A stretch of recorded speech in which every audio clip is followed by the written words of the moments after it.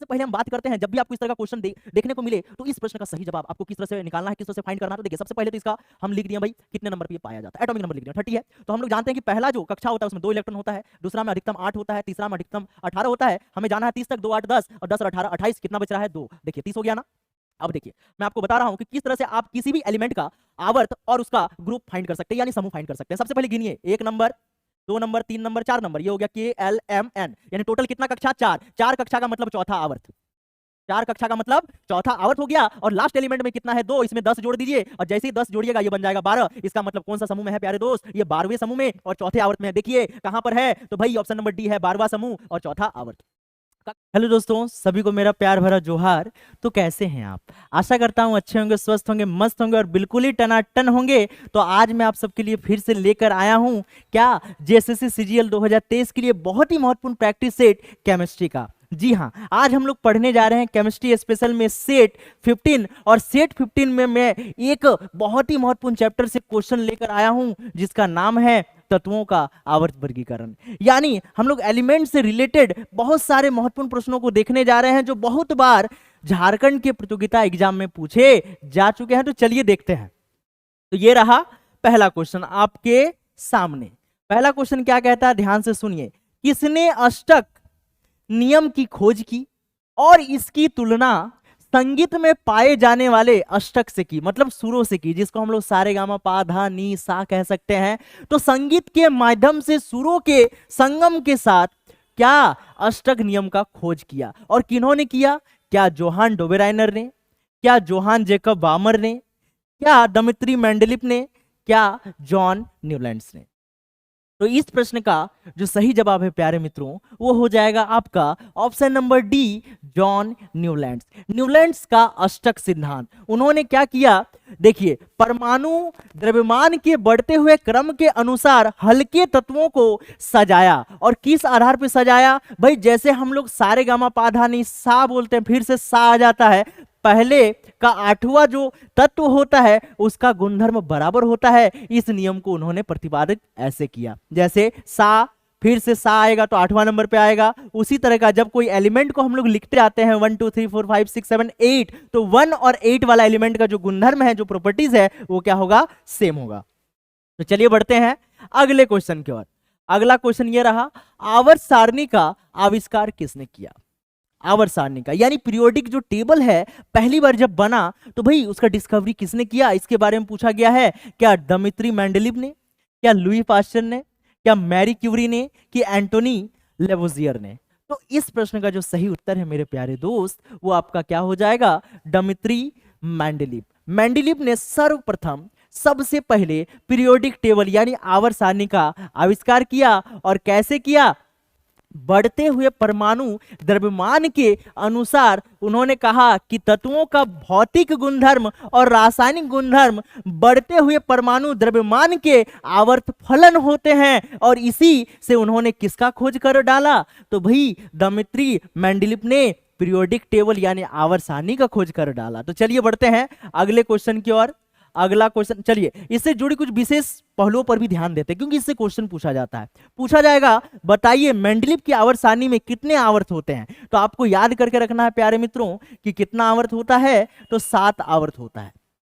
और समूह अगर बोला जाए तो 9 समूह यानी ग्रुप, ठीक है, 9 समूह होता है। तो यानी कुल मिलाकर अगर देखा जाए इनके समय कितने तत्व ज्ञात थे, तो 63 एलिमेंट जो है इनके समय तक खोज हो चुका था। इन्होंने एक खास काम किया था, बहुत ही महान काम किया था। जब इन्होंने पीरियोडिक टेबल बनाया तो उसमें से कुछ खाली जगह जो है इन्होंने छोड़ दिया। और किसके लिए, ताकि ये भविष्य में ऐसा एलिमेंट खोजा, खाली इन्होंने रखा कि ताकि भविष्य में कभी वो खोजे जा सके, इसीलिए इन्होंने खाली जगह छोड़ दिया। तो बहुत महान काम इन्होंने किया। तो चलिए देखते हैं अगले क्वेश्चन को। अगला क्वेश्चन ये रहा कि एक समूह में ऊपर से नीचे की ओर जाने के दौरान निम्नलिखित में से किसमें हमेशा वृद्धि होती है।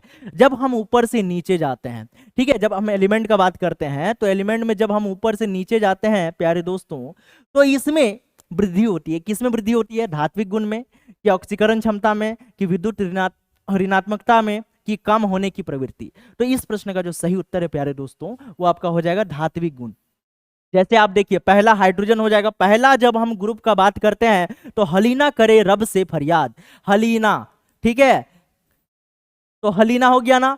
फर्स्ट ग्रुप को याद करने का ट्रिक है, हलीना करे रब से फरियाद। तो देखिए हाइड्रोजन एक क्या है, अधातु है, जबकि लिथियम क्या है, एक धातु है, और सोडियम भी एक धातु है। तो जैसे ऊपर से नीचे आते हैं तो इसका धात्विक गुण एलिमेंट का बढ़ जाता है, इसीलिए इस प्रश्न का सही उत्तर हो जाएगा ऑप्शन नंबर ए। तो चलिए बढ़ते हैं अगले क्वेश्चन की ओर। अगला क्वेश्चन ये रहा, निम्नलिखित में से कौन सा तत्व तांबे से अधिक अभिक्रियाशील है।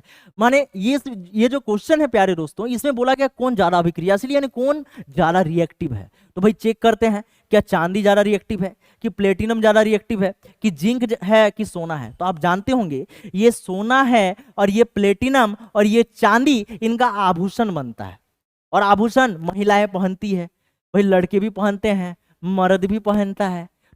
आभूषण बनाने के लिए इनका काम होता है चांदी, प्लेटिनम और सोना का, क्योंकि ये कम अभिक्रियाशील होता है, ये रिएक्शन नहीं करता है ऑक्सीजन से।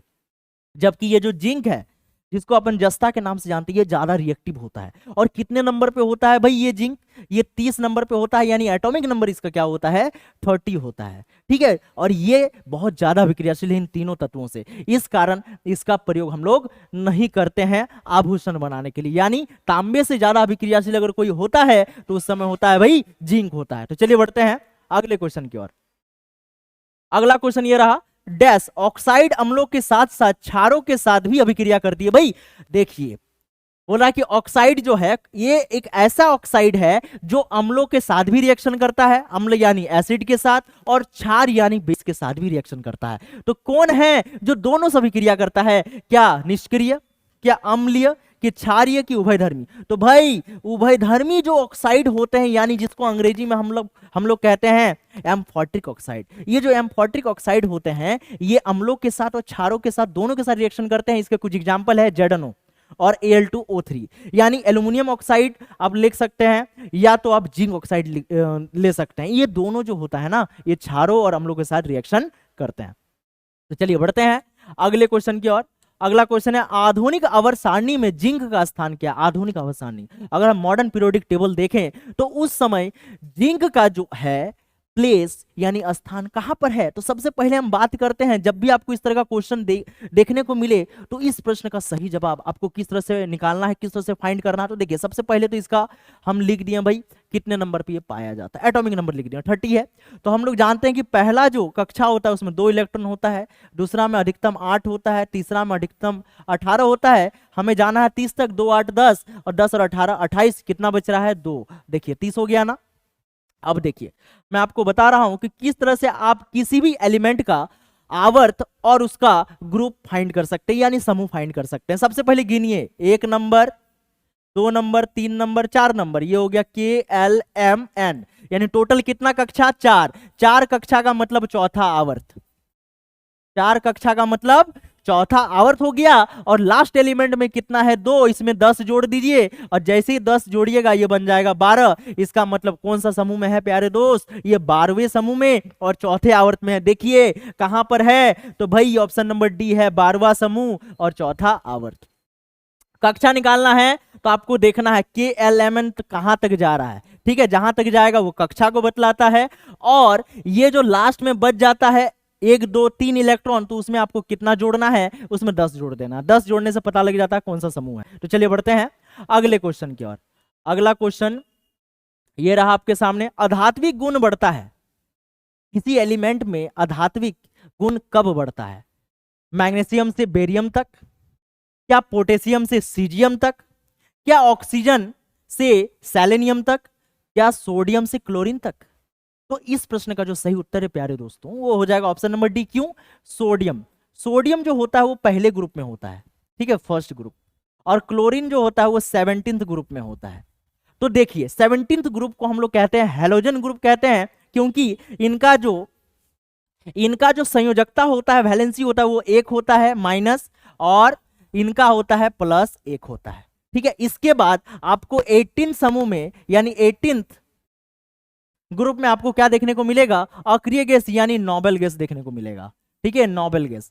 ठीक है, नोबेल गैस ना किसी से लेता है ना किसी को देता है, यानी अंतिम होता है 17th ग्रुप और स्टार्टिंग क्या होता है, फर्स्ट ग्रुप। ठीक है, तो यानी इस प्रश्न का सही जवाब हो जाएगा ऑप्शन नंबर डी। चलिए बढ़ते हैं अगले क्वेश्चन की ओर। अगला क्वेश्चन है, एक सांद्र अम्ल को तनु करने के लिए हमें क्या करना चाहिए? जब भी सांद्र अम्ल यानी कॉन्सेंट्रेटेड एसिड का बात होता है तो एसिड को पानी में मिलाना चाहिए कि पानी में एसिड को मिलाना चाहिए, क्वेश्चन पूछा जाता है। तो देखिए, आप कभी भूलिएगा नहीं, सबसे पहले तो आपको एक कंटेनर लेना है भाई, और जिसमें पानी भर के रख लेना है। ठीक है, ये पानी है, 2 कंटेनर ले लिए हैं। ठीक है, ये एसिड है, इस कंटेनर के अंदर एसिड है, इस कंटेनर में वाटर यानी जल यानी पानी है। ठीक है, अब देखिए इसके अंदर जब हम, ये एसिड हो गया और ये वाटर हो गया, तो एसिड के अंदर जब हम लोग डालते हैं पानी तो होगा क्या? देखिए, ये जो एसिड है ये बहुत ही गर्म होता है, जैसे पानी डालिएगा ना उसके साथ ये रिएक्शन करेगा और बहुत ही ज्यादा इसमें हीट प्रोड्यूस होता है। यानी ये एक सूक्ष्म आपको उष्माक्षेपी अभिक्रिया, जिसको हम लोग एक्सोथर्मिक रिएक्शन कहते हैं, प्रोड्यूस करता है, और जिससे ये कांच का जो पात्र है ये टूट सकता है और आपका पूरा शरीर में वो लग सकता है और आपका भी शरीर डैमेज हो सकता है। लेकिन जब हम पानी में एसिड को डालते हैं तो पानी ज्यादा है, एसिड कम है, तो एसिड तो फटना चाहेगा लेकिन पानी उसको एब्जॉर्ब कर लेगा, जिसके कारण क्या होता है, हमें पानी के ऊपर एसिड को डालना चाहिए, ना कि एसिड के ऊपर पानी। तो जब हम इससे पानी को एसिड को डालते हैं और ये पानी है और इसको धीरे धीरे घोलाते हैं तो ये क्या होता है, ये कॉन्सेंट्रेटेड एसिड से ये डाइल्यूट एसिड में बदलने लगता है, यानी ये तनु होने लगता है। तनु का मतलब क्या होता है, जिसमें पानी ज्यादा एसिड कम, और सांद्र का मतलब क्या होता है, जिसमें एसिड ज्यादा पानी कम। ठीक है, तो अगर हमें किसी एसिड को डाइल्यूट करना होता है तो पानी के अंदर एसिड को डालना पड़ता है। ठीक है, तो यानी इस प्रश्न का सही जवाब हो जाएगा पानी में सांद्र अम्ल, यानी ऑप्शन नंबर डी हो जाएगा। चलिए बढ़ते हैं अगले क्वेश्चन की ओर। अगला क्वेश्चन है, निम्नलिखित में से कौन क्षार का गुण नहीं है? क्षार यानी अल्कली जिसको हम लोग कहते हैं, उसका गुण नहीं है। क्या ये लाल लिटमस पत्र को नीला कर देता है? भाई लाल को नीला तो करबे करेगा, ये तो गुण है। ये पानी में हाइड्रोजन आयन उत्पन्न करते हैं, ये मोटी सामग्री में विघटित कर देते हैं, ये भी होगा। ये फिसलन युक्त साबुन होते हैं, लेकिन ये जो ऑप्शन नंबर बी है ये नहीं होगा, क्योंकि हाइड्रोजन आयन ये सिर्फ एसिड यूज करता है, एसिड हमें देते हैं यानी अम्ल देता है, हमें कोई क्षार या क्षारक नहीं देता है। क्षारक कौन सा आयन देता है भाई? क्षारक देता है OH- आयन, यानी। चलिए बढ़ते हैं अगले प्रश्न की ओर। अगला प्रश्न ये रहा, आवर्त सारणी पर मौजूद पहला तत्व कौन सा है? अगर आवर्त सारणी का बात करते हैं तो आवर्त सारणी का रूप अब देखे होंगे कुछ इस तरह से होता है, ऐसे करके। ठीक है, तो सबसे पहले यहाँ पे कौन है? तो यहाँ पे सबसे पहले है हाइड्रोजन, जिसको आवारा तत्व यानी उसको हाइड्रोजन के नाम से हम लोग जानते हैं। यानी इस प्रश्न का जो सही उत्तर है प्यारे दोस्तों वो क्या हो जाएगा? हाइड्रोजन, जिसका एटॉमिक नंबर भी 1 होता है। तो चलिए बढ़ते हैं अगले क्वेश्चन को। NaCl किसका रासायनिक सूत्र है? बहुत ही आसान क्वेश्चन है, जल्दी कमेंट करके बता दीजिए, इसका जवाब हम देंगे नहीं। चलिए बढ़ते हैं अगले क्वेश्चन की ओर। निम्न में से कौन से संकेतक का उपयोग अम्लीय और उदासीन विलयनों के बीच फर्क करने के लिए नहीं किया जा सकता है? देखिए, अम्लीय है और उदासीन है। विलयन 3 टाइप के होते हैं, अम्लीय विलयन, उदासीन विलयन और क्षारीय विलयन। ठीक है, इन सब में अंतर को स्पष्ट करने के लिए हम लोग इंडिकेटर का यूज करते हैं, और ये इंडिकेटर क्या इसमें है? तो मिथाइल ऑरेंज है एक, ये सिंथेटिक इंडिकेटर है यानी आर्टिफिशियल है। फिनोल्फथैलिन भी एक आर्टिफिशियल इंडिकेटर है। ईओसिन भाई नाम पहली बार सुन रहे हैं। यूनिवर्सल इंडिकेटर यानी पीएच स्केल आप नाम सुने ही होंगे। तो यानी ये तीनों जो है ये अम्ल और उदासीन या क्षारक को अंतर स्पष्ट कर सकता है, उसे बता सकता है, लेकिन ये ईओसिन नहीं बता सकता। ये कोशिका से रिलेटेड है, बायोलॉजी से रिलेटेड है। यानी इस प्रश्न का जो उत्तर होगा प्यारे दोस्तों वो हो जाएगा आपका ऑप्शन नंबर सी हो जाएगा। चलिए बढ़ते हैं अगले क्वेश्चन की ओर। अगला क्वेश्चन ये रहा, डोबेराइनर ने 3 तत्वों के समूह की पहचान की, उन्हें किस नाम से जाना? डोबेराइनर ने क्या किया? 3 तत्वों का ग्रुप बनाया, इसलिए इसको ट्राइड्स के नाम से जानते हैं। ट्राइड्स लॉ भी कह सकते हैं या त्रिक का नियम भी कह सकते हैं। यानी इस प्रश्न का जो सही उत्तर हो जाएगा ऑप्शन नंबर ए हो जाएगा। चलिए बढ़ते हैं अगले क्वेश्चन की ओर। इनमें से किन 2 तत्वों में संयोजी इलेक्ट्रॉनों की संख्या समान है? संयोजी इलेक्ट्रॉन यानी लास्ट कक्षा में कितने इलेक्ट्रॉन है ये पूछा जा रहा है। अगर लास्ट कक्षा का इलेक्ट्रॉन बराबर होता है तो उसको संयोजी इलेक्ट्रॉन समान हम लोग कह सकते हैं। तो चलिए देखते हैं, फ्लोरीन क्लोरीन, भाई नाम में ही पता लगा है, क्या लगा है? इसमें भी फ्लोरीन इसमें क्लोरीन, नाम में लग रहा है ना, दोनों भाई बहन जैसा लग रहा है, एक के गोष्ठी भयाद का लग रहा है। तो आप कह सकते हैं ये हैलोजन ग्रुप का है, हैलोजन ग्रुप का है। और हैलोजन ग्रुप का होने के कारण सबका संयोजकता कितना होता है? 1 होता है। लास्ट कक्षा में 1 इलेक्ट्रॉन होता है। चलिए प्रूव करके दिखा देते हैं। फ्लोरीन कितने नंबर पे होता है भाई? ऑक्सीजन फ्लोरीन यानी फ्लोरीन 9 नंबर पे होता है और क्लोरीन 17 नंबर पे होता है। लास्ट कक्षा का इलेक्ट्रॉन बराबर होता है, चलिए चेक करके देखते हैं भाई। पहला कक्षा में 2, दूसरा कक्षा में 7, पहला कक्षा में 2, दूसरा कक्षा में 8 और तीसरा कक्षा में 7। देखिए लास्ट में 7-7 है ना, हम 7-7 है, यानी इस प्रश्न का सही उत्तर हो जाएगा ऑप्शन नंबर ए। चलिए बढ़ते हैं अगले क्वेश्चन की ओर। अगला क्वेश्चन ये रहा, आधुनिक आवर्त सारणी की तीसरी अवधि और 8वें समूह में रखी गई नोबेल गैस का नाम बताइए। देखिए आधुनिक आवर्त सारणी में तीसरी अवधि में पूछा जा रहा है और 8वें समूह में रखी गई नोबेल गैस, तो क्या है? क्या वो नियोन है कि क्रिप्टॉन है कि हीलियम है कि आर्गन है? अरे बेटा यहाँ पे तो चारों ही नोबेल गैस दे दिया है। हमें पूछा गया है 8वें समूह में होना चाहिए और तीसरी अवधि में, तो चलिए निकाल देते हैं भाई। ये आर्गन को अगर हम चेक करेंगे, हीलियम तो होगा नहीं, हीलियम और नियोन तो ऐसे नहीं होगा, ठीक है, क्यों? दूसरी अवधि में। लेकिन आर्गन को जैसे चेक करेंगे तो भाई आर्गन जो है 18 नंबर पे है, इसका इलेक्ट्रॉनिक कॉन्फ़िगरेशन 2-8 होता है। तो देखिए पहला कक्षा, दूसरा कक्षा, तीसरा कक्षा, यानी तीसरा आया कि नहीं? तीसरी अवधि में आ गई और 8वें समूह में, लास्ट वाला देखिए 8वां समूह है कि नहीं? तो चलिए बढ़ते हैं अगले क्वेश्चन की ओर। अगला क्वेश्चन है, निम्न में से कौन सा गुणधर्म 8वें आवर्त सारणी में तत्वों की स्थिति के अधीन नहीं होता है? ठीक है, जब आवर्त सारणी में बात करते हैं, आवर्त सारणी में कई गुणधर्मों को शामिल किया गया है तत्वों के साथ साथ, तो किसको शामिल नहीं किया गया? संयोजकता को शामिल तो किया गया है, परमाणु का आकार को भी किया गया है। अरे बेटा ये जो तत्व का रंग है, कलर ऑफ एलिमेंट, इसको शामिल नहीं किया गया, यानी इस प्रश्न का सही उत्तर यही होने वाला है। बाह्यतम कोश में मौजूद इलेक्ट्रॉन, यह भी शामिल किया गया है, ऑप्शन नंबर सी हो जाएगा।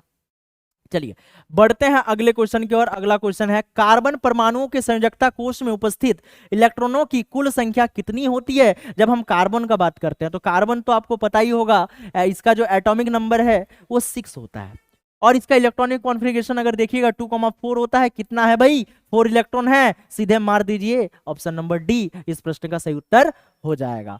चलिए बढ़ते हैं अगले क्वेश्चन की ओर। विद्युत का उपयोग करके जल के ऑक्सीजन और हाइड्रोजन गैस के रूप में अपघटन की प्रक्रिया को क्या कहते हैं? ठीक है, चलिए देखते हैं भाई रिएक्शन बना के। ये हमारे पास H2O है, 2H2 है और इसमें डालना है विद्युत धारा, इसमें डालना है हमें विद्युत धारा डालना है, यानी इलेक्ट्रिक करंट, और डाल देंगे तो ये फड़फड़ाने लगेगा। फड़फड़ाने का मतलब ये दोनों एक दूसरे से जुदा होने का कोशिश करेगा और हो जाएगा क्या? 2H2 अब प्लस इधर से O2, जैसे अलग हो गया हाइड्रोजन अलग, ऑक्सीजन अलग, दो जिस्म एक जान था बेचारा, अब दो जान और दो जिस्म में ये अलग हो गया। तो यानी इस प्रश्न का जो सही उत्तर है आपका क्या हो जाएगा? जल का किण्वन नहीं होगा, जल का आयनीकरण नहीं होगा, जल का विद्युत अपघटन, ऑप्शन नंबर सी इस प्रश्न का सही उत्तर हो जाएगा। जल में विद्युत धारा दिए, अपघटित कर दिए, अलग अलग कर दिए, ये वियोग कर दिए, वियोजन अभिक्रिया भी इसको कह सकते हैं, डिकम्पोजिशन रिएक्शन इंग्लिश में कहते हैं। चलिए बढ़ते हैं अगले क्वेश्चन की ओर।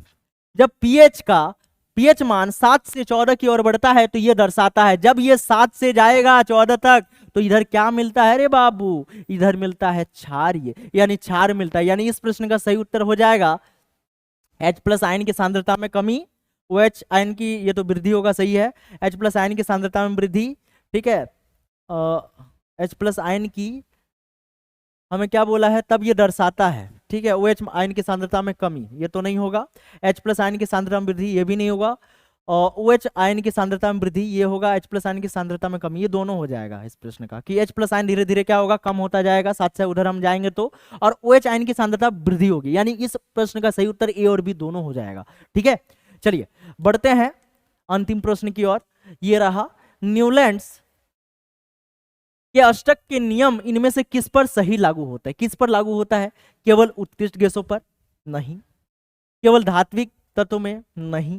केवल हल्के तत्वों में? केवल रेडियोधर्मी तो होगा नहीं, यानी ऑप्शन नंबर सी हो जाएगा। हल्के तत्वों तक ही ये शामिल होता है और इसका जो एलिमेंट है जहां तक ये लागू हुआ था कैल्शियम तक ही लागू हो पाया था। ठीक है, कहां तक? कैल्शियम तक। तो आपको बताना है कि इस सेशन को आपको कैसा लगा और इस सेशन में आपका कितना नंबर आया, जरूर कमेंट करके बताइए, और चैनल में पहली बार आए तो चैनल को सब्सक्राइब करके जरूर जाए। तब तक मिलते हैं नेक्स्ट वीडियो में। जय हिंद, वंदे मातरम।